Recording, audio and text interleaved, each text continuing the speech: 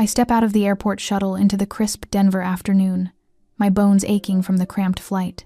The business trip had been cut short by 2 days, a blessing after endless meetings with clients who couldn't make up their minds. All I want now is to sink into the leather seats of my car and drive home in blessed silence. The corporate parking lot stretches before me, a sea of sensible sedans and SUVs. But my car stands out, a midnight blue luxury sedan that cost me exactly $61,347 after negotiations, taxes, and a premium sound system I couldn't resist. I'd named her Stella, though I'd die before admitting that to anyone at work. I spot her from 50 yards away, sunlight gleaming off her polished surface. But something's wrong. As I draw closer, my stomach clenches. A jagged scratch runs along the driver's side door, the paint scraped down to the metal in places. And then I see her, my sister Brielle, posing with one hip thrust out, her phone held high as she snaps selfie after selfie with my car. My keys dangle from her perfectly manicured fingers. "What are you doing with my car?" The words burst from me before I'm close enough for normal conversation. Brielle turns, surprise flashing across her face before settling into that familiar look of casual entitlement. She tosses her blonde hair over one shoulder, a move she's perfected since middle school. "Oh hey, Savannah, you're back early." She pockets her phone, acting like I'd caught her borrowing a lipstick, not a $61,000 vehicle. "Mom and Dad said I could borrow it."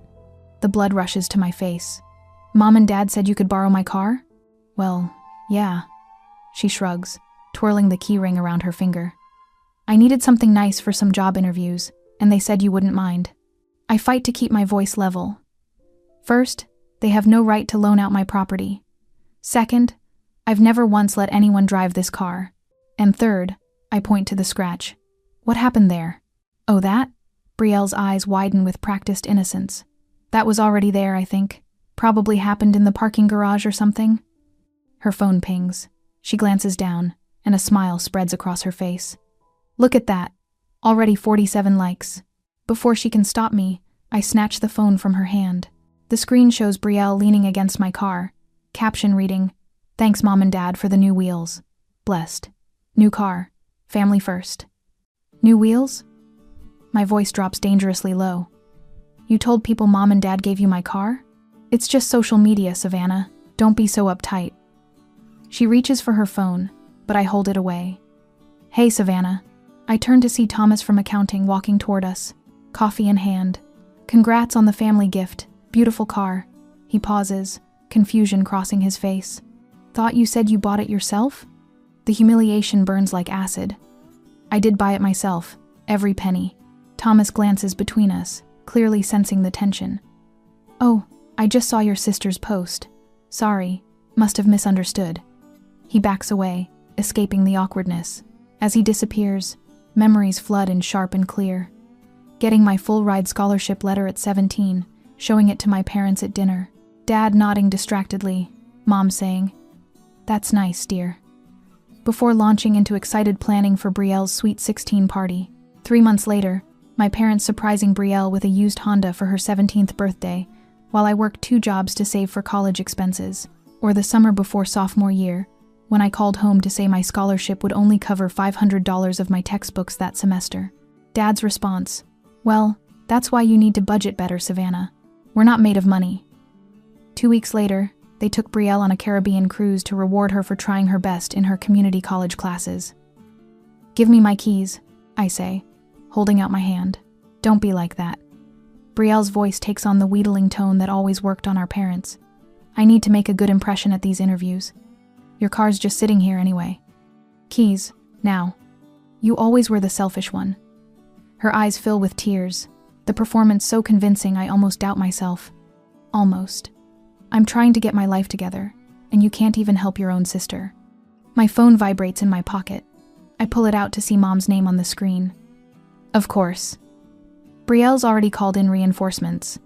I silence the call, something I've never had the courage to do before. The simple action sends a strange surge of power through me. "The keys, Brielle." My voice is steady now, certain. Or I call security and report my car stolen. Her face hardens, the tears vanishing instantly. "Fine, whatever." She tosses the keys at me rather than handing them over.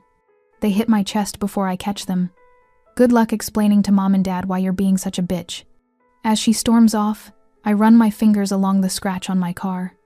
The damage isn't just to the paint, it's to my reputation, my boundaries, my relationship with colleagues.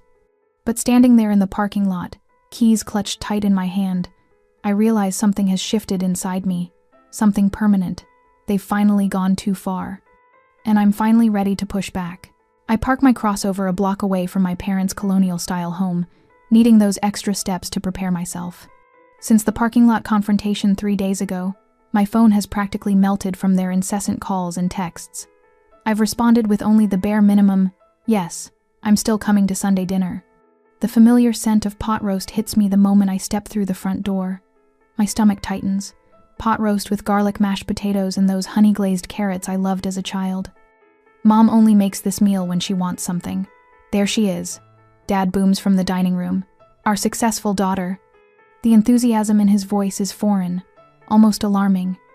He rises from his chair at the head of the table, arms outstretched as if we're the kind of family that hugs. We're not. Mom bustles in from the kitchen, wiping her hands on her apron. Savannah, honey. Perfect timing. Her smile is wide, practiced. I was just telling your father about that big contract you closed. $3.3 million, wasn't it? We're so proud. The contract she never asked about when I mentioned it 2 weeks ago. The achievement that earned me a distracted, "That's nice, dear," before she changed the subject to Brielle's latest dating disaster. Brielle sits at the table, scrolling through her phone. She barely glances up when I enter, which is unusual. Normally, she'd be ready with some backhanded compliment about my outfit or hair. "You're unusually quiet," I say to her as I take my seat. She shrugs, pocketing her phone. "Just tired." Dad pours wine without asking if I want any, filling my glass to the brim, while giving Brielle a modest pour. "You've been working so hard lately, Savannah. Must be exhausting closing those big deals." The hair on the back of my neck rises. In 31 years, my father has never acknowledged my work schedule. Through appetizers, Mom quizzes me about my job-specific questions about clients and commissions that she's never shown interest in before. Dad chimes in with comments about my natural business sense and how some people just have that drive. Brielle pushes her salad around her plate, uncharacteristically silent. The performance continues through the main course. I answer their questions while cataloging each unusual behavior. Mom refilling my wine without being asked. Dad asking about my retirement plan, both of them nodding with exaggerated interest at my responses. Just as Mom serves dessert, my favorite apple crisp, Dad clears his throat. The sound silences the room like a judge's gavel. "We need to discuss something practical, Savannah." And there at Island, the reason for the favorite meal, the sudden interest in my career, the unnatural warmth. Mom sets down the serving spoon, folding her hands on the table. Family is about supporting each other, especially in times of need. "Absolutely," Dad agrees, nodding solemnly. "And right now, your sister needs that support." Brielle finally looks up, her expression carefully arranged into something resembling humility. The performance is almost impressive. "We've been thinking," Mom continues, her voice smooth as polished marble. "It would make practical sense to add Brielle to your car insurance." "Just temporarily," Dad adds quickly, "while she's job hunting." "She needs reliable transportation to make a good impression," Mom explains. "And that beautiful car of yours is just sitting in your garage most days anyway." Brielle finally speaks, her voice soft. "I'll be more careful this time." The smirk that follows betrays her true feelings. My phone vibrates. I glance down to see a text from Patricia, my boss. "How's the family dinner? Remember what we discussed?" The message transports me back to her office Friday afternoon, a day after the fight with my sister. Patricia closed her door, asking about the scratch on my car. Her expression when I explained the situation, not pity, but understanding. Her own story about boundary-crossing relatives. The solution she proposed. The contrast strikes me. Patricia, who knew me for just 3 years, recognized my worth, while my family of 31 years sees only what I can provide them. And on Friday, I transferred my car to the company. I set my phone down, taking a deliberate sip of water. The silence stretches. My parents exchange glances, unused to this calm version of me. Usually, I'd be sputtering excuses by now, trying to find a polite way to say no before eventually giving in. Actually, I say finally, each word measured and clear, that car isn't under my name anymore. The silence that follows is absolute. Dad's fork freezes halfway to his mouth. Mom's smile remains fixed in place, though her eyes narrow slightly. Brielle's head snaps up, all pretense of humility vanishing. "What do you mean, not under your name?" Mom asks, her voice losing its artificial warmth. I set my water glass down with a soft clink. I mean exactly what I said. The power in that moment, in their confusion, in my certainty, washes over me like a wave. For once, I'm not the one scrambling to respond. They are. And I let them wait. The dining room falls silent. My words hang in the air like an invisible force field between me and my family. Dad's fork hovers halfway to his mouth, frozen in surprise. Mom's lips part slightly, her practiced smile slipping. But it's Brielle's face that truly captures the moment, her complexion draining of color, until she resembles the expensive porcelain dolls she collected as a child. "What do you mean the car isn't under your name anymore?" Dad finally breaks the silence, setting his fork down with deliberate care. I take a slow sip of water, savoring the moment. "I transferred ownership to my company on Friday. The car is now a corporate asset used for client meetings." "You can't just do that," Mom sputters, her hand fluttering to her throat. "Actually, I can, and I did." I fold my napkin precisely, smoothing the creases. My boss was quite impressed with my initiative. Said it made perfect sense for someone handling clients with multi-million-dollar accounts to arrive in a vehicle that reflects the company's standards. Brielle leans forward, her voice dropping to a whisper. "You did this because of me." "The company insurance covers it now," I continue, ignoring her accusation. "No additional drivers permitted under the corporate policy. Strict liability rules." Dad's face darkens to a dangerous shade of crimson. "You did this deliberately to spite your sister." I drive my old crossover for daily use. I gesture toward the window where my practical, 5-year-old vehicle sits in their driveway. The sedan stays in the company garage unless I'm meeting clients. Mom dabs at the corners of her eyes with her napkin. "After everything we've done for you," she says, voice quivering, "this is how you repay us." "One little mistake," Brielle adds, her voice rising with indignation. "You're punishing me for one little mistake." I study their faces, the unified front I've faced my entire life. But something has changed. The solid wall they've always presented now shows hairline fractures. Their plan is collapsing, and they don't know how to handle this unfamiliar version of me. "This isn't about punishment," I say, keeping my voice level. "It's about recognizing patterns." "What patterns?" Dad demands, slamming his palm against the table. The water glasses jump, spilling droplets onto Mom's carefully ironed tablecloth. Let's start with college graduation. The memories surface with surprising clarity. Brielle got a weekend celebration when she finished her associate's degree. Extended family, catered food, personalized cake. For my MBA, I got a quick lunch at Olive Garden between your golf game and Mom's book club. "That's not fair," Mom interjects. "We were on a tighter budget then." "Then there was Brielle's first apartment," I continue. "You helped with her security deposit, first month's rent, and bought her furniture. When I asked for help with my first place, Dad told me it would build character to figure it out myself." Dad shifts in his seat. "We raised you to be independent." "Or how about career milestones? When Brielle held that receptionist position for 3 whole months, you took out a newspaper announcement. When I made director at 28, the youngest in company history, I got a text message saying, 'Good job,' with a thumbs up emoji." Brielle rolls her eyes. "Not everyone can be Little Miss Perfect." "It's not about being perfect," I say, my voice steady despite the anger burning beneath my skin. "It's about the pattern of expectations. I'm expected to give. Brielle is expected to take." I stand up, physically towering over them, as they remain seated. The simple action shifts something in the room, a transfer of power I can feel but can't quite explain. "That car," I say, pointing toward the window, though we all know I'm referring to the midnight blue sedan parked in a corporate garage miles away, was the result of my hard work, my sacrifice, my choices, not a family resource to be redistributed. Mom's face crumples. "We would never." "You knew about the scratch," I interrupt, watching her face for confirmation. Her eyes drop to her plate. "Didn't you?" Their silence is answer enough. Brielle called you from the parking lot. I continue, the pieces falling into place. You told her to deny it, to claim it was already there. It wasn't that big of a deal, Dad mutters, refusing to meet my eyes. It wasn't about the scratch, I say, the realization washing over me like cold water. It was about the boundary. You've never respected my boundaries. I pick up my purse from the back of the chair, feeling strangely light. That ends today. Where are you going? Mom asks, panic edging into her voice. We haven't had dessert. I made your favorite, Dad adds, as if apple crisp could patch the chasm opening between us.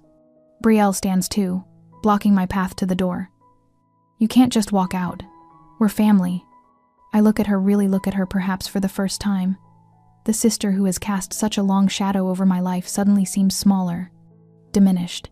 Yes, we are family, I agree, but that doesn't entitle you to my success. This isn't like you, Savannah, Mom says, her voice hardening as her tears dry up remarkably quickly. You've always been the reasonable one, the responsible one. I'm still responsible, I tell her. For myself, for my boundaries, for my life.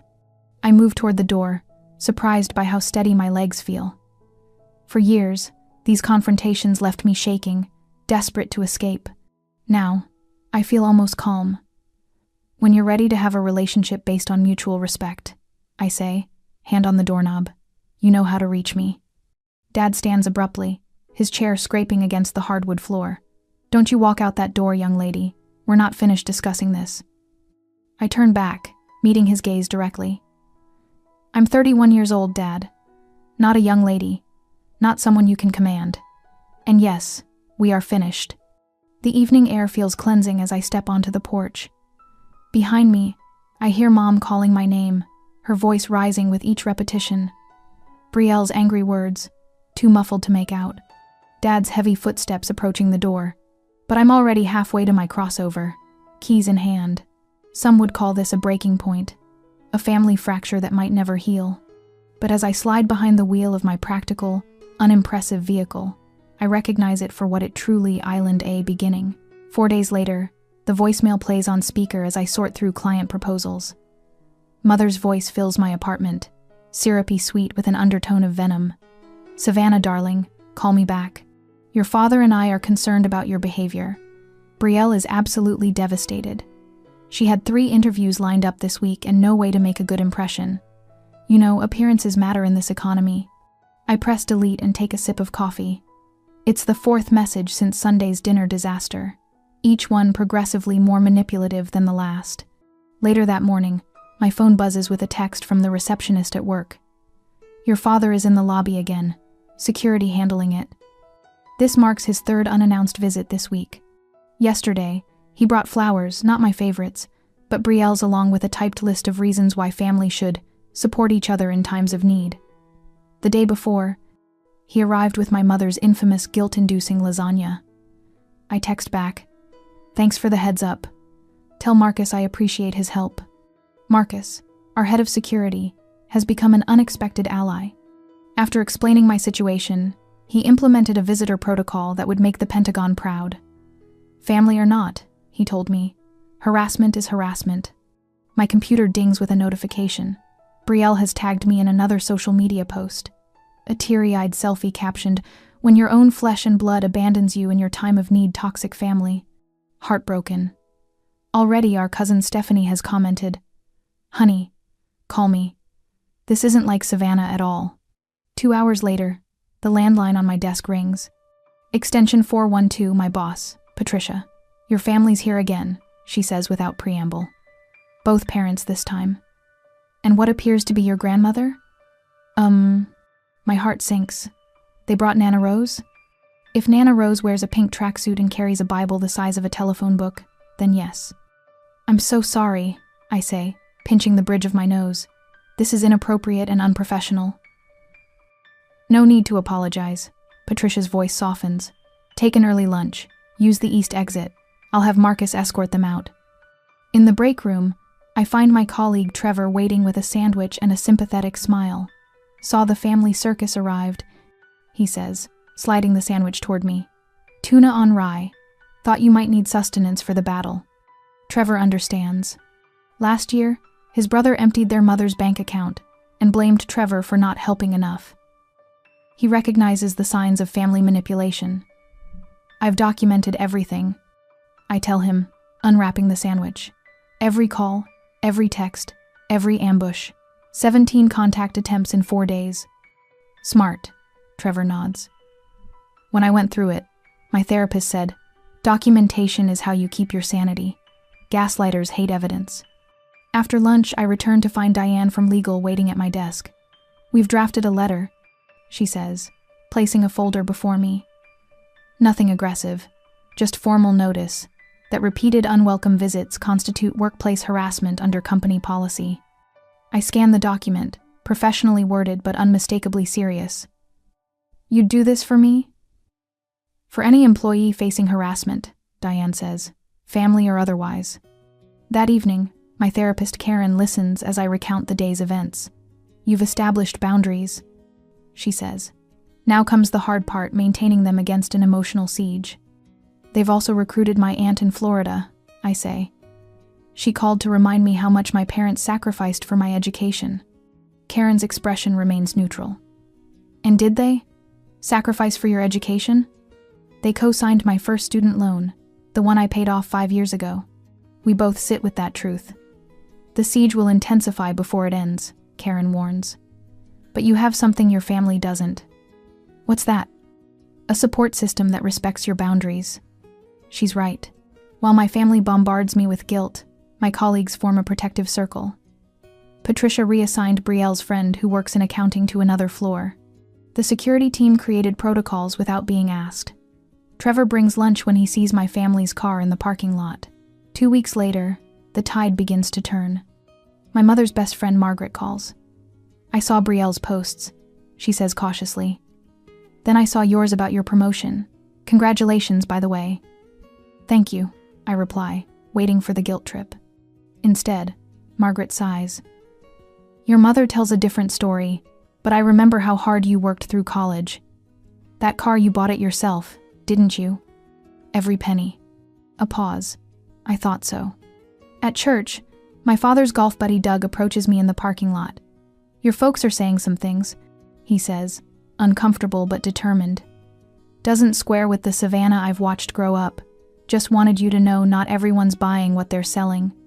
Even cousin Stephanie texts privately. Brielle's stories aren't adding up. Can we have coffee sometime? The most unexpected shift comes during the town's annual harvest festival. I volunteer at the registration booth, same as every year. Normally, my family works the pie contest table, making a show of family unity. This year, I spot them across the fairground. They wave and smile for anyone watching, but their performance lacks conviction. Too many people have heard both sides now. Too many have seen the contrast between my consistent professionalism and their escalating tactics. For the first time, I don't feel the need to defend myself. The truth speaks clearly enough on its own. That night, I sit on my balcony, watching the Denver skyline. My phone remains blessedly silent. No calls, no texts, no social media notifications demanding attention. The siege isn't over. But for the first time, I'm not fighting alone, and that makes all the difference. I arrive at Sunrise Coffee 15 minutes early, choosing a corner table with clear sightlines to both entrances and the security camera mounted above the barista station. The cafe bustles with afternoon customers, providing just enough background noise for privacy without isolation. You sure about this? Patricia asks, setting down her latte. My boss insisted on coming after I mentioned the meeting during our morning check-in. Her silver-streaked hair and tailored blazer give her the air of someone not to be trifled with. I've never been more certain of anything. I smooth the manila folder on the table, my evidence neatly organized inside. The recording device in my purse feels like a talisman, ready to capture whatever unfolds. My family arrives 7 minutes late. Dad's passive-aggressive timekeeper move. They scan the cafe, momentarily thrown by Patricia's presence. Mom's hair lacks its usual perfect styling, and Dad's shirt has a coffee stain near the collar. Brielle trails behind them, her designer purse contrasting with the shadows under her eyes. Savannah, Dad nods stiffly. We weren't expecting company. This is Patricia Torres, my boss. She's here as a colleague and friend. I don't offer further explanation as they arrange themselves across from us. Mom attempts a smile that doesn't reach her eyes. It's lovely to meet you. Savannah rarely introduces us to her work friends. Can't imagine why, Patricia murmurs, taking a deliberate sip of her latte. Dad clears his throat, folding his hands on the table like he's about to lead a business negotiation. We appreciate you agreeing to meet, Savannah. Family matters should be resolved within the family. Which is why we're in a public cafe with your boss, Brielle mutters. I remain silent, letting them fill the uncomfortable void. It's a technique I've learned in sales. The first person to speak often gives away power. Dad finally launches into what sounds like a rehearsed speech. Family comes with certain obligations, Savannah. Your mother and I raised you with every advantage, made sacrifices for your education, paid for your braces, Mom interjects, supported your career choices, Dad continues. Now your sister is facing a desperate situation. On cue, Mom reaches across to squeeze Brielle's hand. She's trying so hard to get her life on track. Those job interviews went well, but without reliable transportation. Brielle leans forward, eyes suddenly swimming with tears. I'm sorry about taking your car without proper permission, Savannah. I really am. It was wrong of me. The apology sounds practiced, and she immediately pivots. But I've been thinking if I had my own car, something reliable for interviews and work, I could really turn things around. The pieces click into place. I almost laugh at the audacity. We've discussed it? Dad says, voice dropping to a confidential tone. And we think the most practical solution is for you to help Brielle get her own vehicle. Something sensible, nothing fancy like yours. You've just received that bonus from your big contract. Mom nods encouragingly, just until she's back on her feet. That's what family does. We support each other through hard times. They all stare at me expectantly, the familiar pressure building in the air between us, the lifetime of giving in, of keeping peace, of being the responsible one weighs on my shoulders. But not today. No. The word hangs in the air, simple and complete. That's my final answer. Dad blinks rapidly. Now, Savannah, I'm not finished.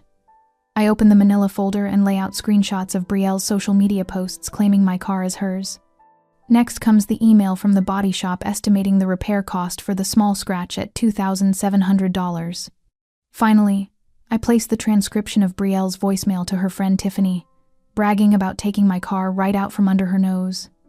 I have the original recording as well, I say calmly. Would you like to hear it? Brielle's face drains of color. You had no right to. The same right you had to take my property? The same right you had to damage it and lie about it? My voice remains level, but my words land like hammer blows. This isn't about the car anymore. I look each of them in the eye. This is about respect, about boundaries. My success is not your resource to plunder whenever Brielle needs bailing out. Mom's lips quiver. After everything we sacrificed for your education. My full-ride scholarship? I counter. The textbooks I paid for myself? The rent I covered while Brielle lived at home rent-free through her 20s? You've always been difficult and ungrateful. Dad slams his hand on the table, drawing glances from nearby tables. We gave you everything. You gave me expectations. You gave me responsibilities. You never gave me credit. The words flow from some deep, previously untapped well of clarity. Every achievement was met with, "That's nice, dear," before rushing to celebrate Brielle's mediocrity.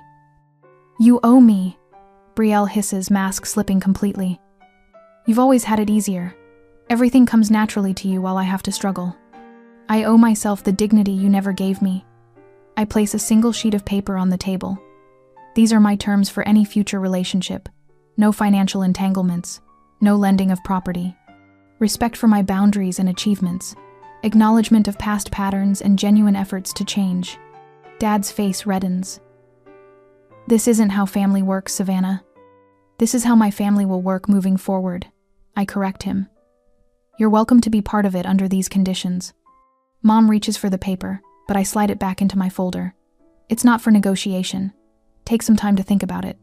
When you're ready to have a relationship based on mutual respect, rather than what you can get from me, my door is open.